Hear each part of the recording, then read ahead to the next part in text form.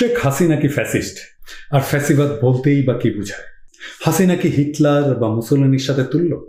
শেখ হাসিনা যদি ফ্যাসিস্ট হয়ে থাকে তবে শেখ হাসিনার ফ্যাসিবাদের বৈশিষ্ট্যগুলোই বা কি? এই আলোচনাটা একাডেমিক। আমি আজকে সেই একাডেমিক আলোচনায় যাব না, সেটাই ইউটিউবে করা সম্ভব নয়। তবে আমরা ফ্যাসিবাদ সম্পর্কে একটা সাধারণ আলোচনা করব এবং হাসিনার শাসনের সাথে তা মিলিয়ে দেখব। ইতিহাসে ফ্যাসিজমকে প্রথম ডিফাইন করেছে মার্ক্সবাদীরা। এরপরে নানা দেশে ফ্যাসিবাদের উত্থান ঘটেছে, কোথাও তারা ক্ষমতায় গেছে, কোথাও যায়নি, তার চরিত্র বদলেছে। যে কোনো পলিটিক্যাল কনসেপ্টের জন্য এটা সত্যি। যেমন ধরেন, কিউবার সমাজতন্ত্র আর চীনের সমাজতন্ত্র এক নয়, ইরানের ইসলামী শাসন আর সৌদি আরবের ইসলামী শাসন এক নয়। মুশকিল হচ্ছে আমরা অপছন্দের শাসককে ফ্যাসিস্ট বলে আখ্যায়িত করি, কিন্তু ফ্যাসিবাদ একটা সুনির্দিষ্ট রাজনৈতিক টার্ম। এটার বিরুদ্ধে লড়াইয়ের কৌশল ভিন্ন। এই উপমহাদেশের আমাদের আগের প্রজন্ম ফ্যাসিস্ট শাসন কখনো দেখেনি, সেটা তাদের সৌভাগ্য। আমরাও দেখিনি কখনো। আমরা তাই জানি না ফ্যাসিবাদকে ঠিক কিভাবে মোকাবেলা করতে হয়। ইউরোপ দেখেছে, তারা জানে কিভাবে ফ্যাসিবাদকে মোকাবেলা করতে হয়। তাই দ্বিতীয় বিশ্বযুদ্ধের পরে নানা মোড়কে নব্য ফ্যাসিবাদ ইউরোপে মাথা তুলতে চাইলেও সেটা ইউরোপের মাটিতে ভিত্তি তৈরি করতে পারেনি। স্বৈর শাসন আর ফ্যাসিবাদ এক জিনিস না। এই দুয়ের তফাৎ বুঝলে ফ্যাসিবাদ কেন ভয়ানক সেটা আমরা বুঝতে পারব। স্বৈর শাসনের কোনো আদর্শ থাকে না, এসেনশিয়াল না। ফ্যাসিবাদের আদর্শ থাকে। ফ্যাসিবাদ কোনো না কোনো আদর্শের দোহাই দিয়ে ক্ষমতায় আসে বা থাকে। সে তার আদর্শের প্রতিষ্ঠার জন্য তার সমস্ত দুঃশাসনকে বৈধতা দেয়।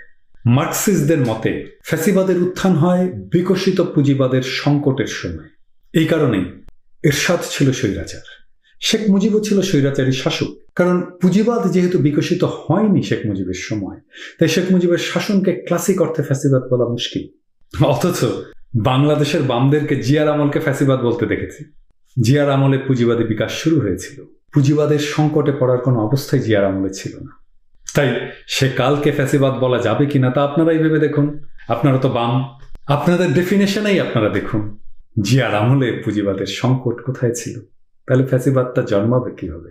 ফ্যাসিবাদকে বুঝতে হলে কিছু সাধারণ বৈশিষ্ট্য নিয়ে আলাপ করা যায়। সাম্প্রতিককালে আমেরিকায় ট্রাম্পের উত্থানের সময় ফ্যাসিবাদ সংক্রান্ত আলাপ আবার নতুন করে সামনে আসে। প্রশ্ন ওঠে, ট্রাম্প কি ফ্যাসিস্ট? বলতে দ্বিধা নেই, একাডেমিক্যালি ট্রাম্পকে ক্লাসিক অর্থে ফ্যাসিস্ট বলা যাবে না। এই আলোচনাটা পরে নিশ্চয়ই একদিন করতে পারবো। তবে আজকে আমরা হাসিনার শাসনে কনসেন্ট্রেট করি। ঠিক একইভাবে হাসিনাকে কি ফ্যাসিস্ট বলা যায়? আসুন আমরা সেই বিষয়টা দেখি।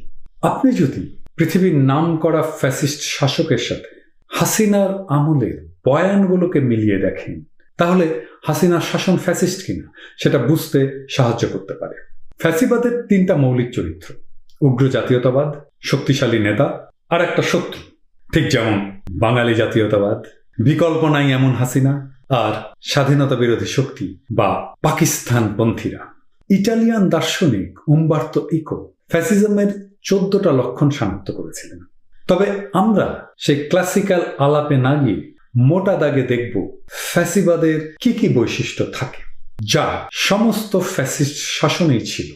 পৃথিবীর সব ফ্যাসিস্ট শাসকের বয়ানেই থাকে এক মিথিক্যাল অতীত, যেই অতীতে সবকিছু ছিল, সুখ ছিল, সমৃদ্ধি ছিল।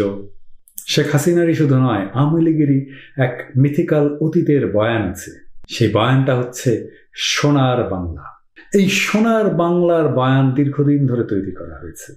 আপনি রূপকথায় দেখবেন, যেগুলো বাচ্চারা পড়ে, সেই সোনার বাংলায় কোনো দুঃখ ছিল না, অভাব ছিল না, ছিল গোলা ভরা ধান, পুকুর ভরা মাছ। আর এই মিথিক্যাল অতীতকে ধ্বংস করে দিয়েছে পাকিস্তান। সোনার বাংলা শ্মশান কেন? সেই পাকিস্তানের দালালদের জন্য এই দেশ এগোতে পারছে না। এই হচ্ছে প্রথম বয়ান। সব ফ্যাসিস্ট শাসকের ঠিক এমনি একটা বয়ান থাকে। মুসোলিনির ছিল রোমান সাম্রাজ্য, মোদির রামরাজত্ব। এই মিথিক্যাল অতীতের নস্টালজিয়া তৈরি করে সব ফ্যাসিস্ট শাসক। সব ফ্যাসিস্ট শাসকই তাদের নিজেদের জাতির ত্রাণকর্তা হিসেবে প্রতিষ্ঠা করে। সে নিজেই হয়ে ওঠে অতিরাষ্ট্র, যেই ব্যক্তির কোনো বিকল্প নাই। যতদিন তার হাতে দেশ, ততদিন পথ হারাবে না বাংলাদেশ। তার হাতেই বাংলাদেশ নিরাপদ। তার হাত ধরেই বাংলাদেশ বিশ্ব দরবারে জায়গা করে নেবে। তিনি এবং একমাত্র তিনিই এটা পারবেন। এক ওমে বাদ দ্বিতীয়, ওনার কোনো বিকল্প নাই। তিনি ছাড়া সব ধ্বংস হয়ে যাবে। কথাগুলো খুব চেনা লাগছে না?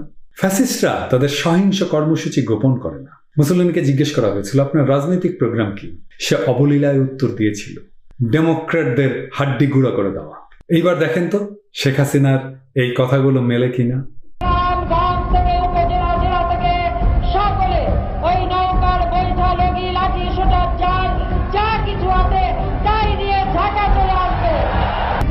না না, আমার প্রবাসী বাঙালিদের আমি বলবো যে যারা এই ঘটনাগুলি ঘটিয়েছে তারা চলাফেরা করে না, তাদের দেখেন না।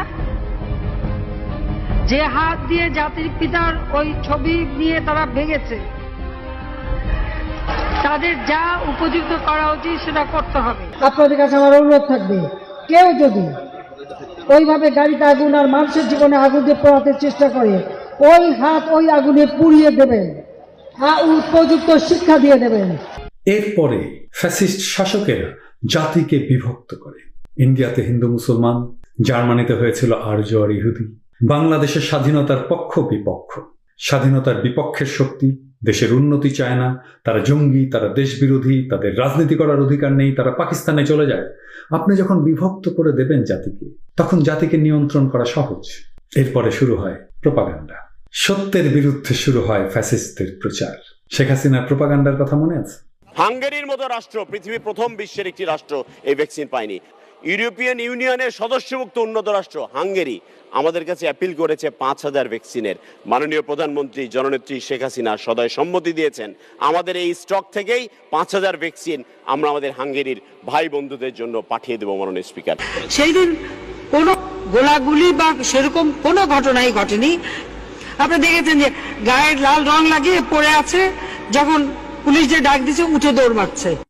আগামী 10-15 বছরে বিএনপি জামাত বলে কোনো দল বাংলাদেশে আর টিকবে না। কতগুলো আর বলবো।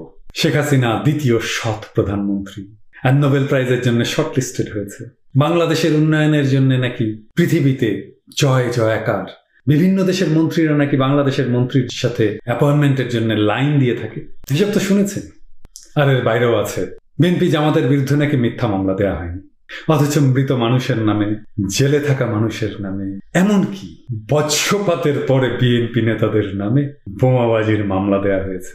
এই যে দেখেন, আল জাজিরায় গহর রিজভির মতো একজন একাডেমিশিয়ান কিরকম মিথ্যাচার করে গেল।